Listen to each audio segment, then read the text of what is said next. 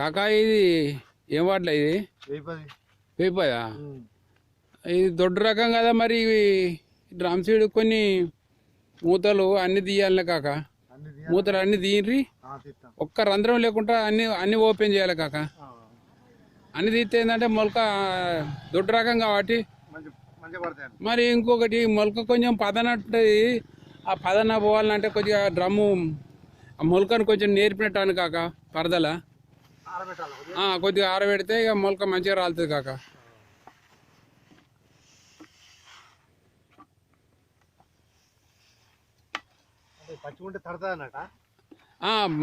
మొలక తక్కువ రాలుతుంది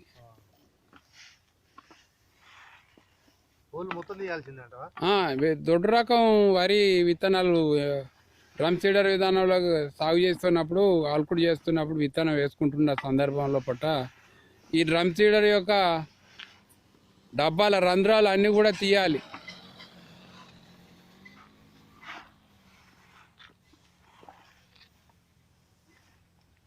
సన్న రకం వరి విత్తనాలు వేసినప్పుడు సగం రంధ్రాలు తెరిచి ఉంటే సరిపోతుంది.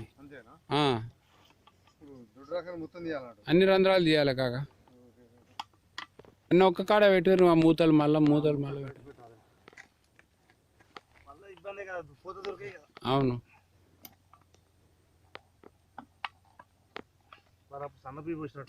అవును.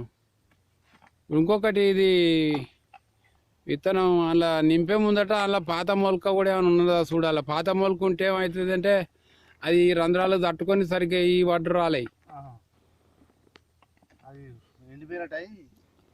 అది పొడుగుంటుంది కదా నార లెక్క. ఒక్కోసారి కొంత ఏవో పోసి అట్నే మొలక కనుక ఉండేది ఉంటుంది. ఏం లేకుంటే చేయాలన్నట్టు. అది అది